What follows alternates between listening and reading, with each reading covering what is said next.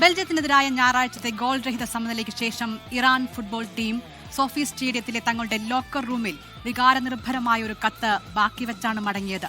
തങ്ങൾക്ക് നൽകിയ സ്വീകരണത്തിന് ലോസ് ആഞ്ചൽസിനോട് നന്ദി പറഞ്ഞ താരങ്ങൾ ലോകകപ്പ് യാത്രയ്ക്കിടെ ഉണ്ടായ കഠിനമായ സാഹചര്യങ്ങളിലും സമാധാനത്തിനായി തങ്ങളുടെ പ്രതീക്ഷ അത് പങ്കുവയ്ക്കുന്നുണ്ട്. പ്രതിസന്ധികളും വെല്ലുവിളികളും മറികടന്ന് വിശ്വമാമാങ്ക വേദിയിലേക്ക് കളിച്ച 2 മത്സരങ്ങളും സമനില. ഈ ലോകകപ്പിൽ ഇറാനും ഫുട്ബോൾ ആരാധകരുടെ ഫേവറിറ്റുകളാവുകയാണ്. ഗ്രൂപ്പ് ഘട്ടത്തിൽ ബെൽജിയത്തിനെതിരായ മത്സരശേഷം ഡ്രസ്സിംഗ് റൂമിൽ എഴുതിവെച്ച ഒരു കത്താണ് നിലവിലെ ചർച്ച. ആയിരക്കണക്കിന് വർഷങ്ങൾ പഴക്കമുള്ള പുരാതന പേർഷ്യ മുതൽ ഇന്നത്തെ സിവിലൈസ്ഡ് ഇറാൻ വരെ ഇറാന്റെ വീര്യം സജീവവും ദൃഢവുമായി നിലനിൽക്കുന്നു.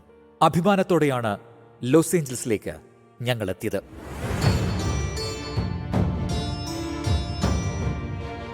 ലോസ് ഏഞ്ചൽസ് നൽകിയ ആതിഥ്യ മര്യാദയ്ക്ക് നന്ദി.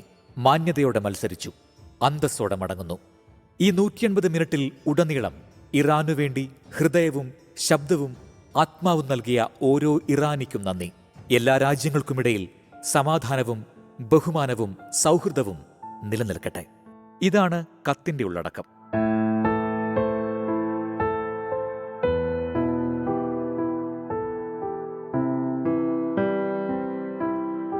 ഈ ചിത്രം മനുഷ്യ മനസാക്ഷിയെ പിടിച്ചുലച്ചതാണ്. ഇറാന്റെ മിനാബ് നഗരത്തിലെ ഒരു സ്കൂളിന് നേരെയുണ്ടായ ബോംബാക്രമണത്തിൽ 168 പിഞ്ചോമനകളുടെ ജീവനാണ് പൊലിഞ്ഞുപോയത്. ഇത് ഓർമ്മിപ്പിക്കുന്ന ഹാഷ്ടാഗുകളും കത്തിലുണ്ട്.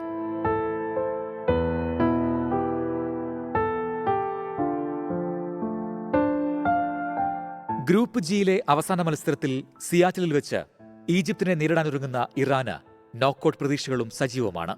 World cup desk 24.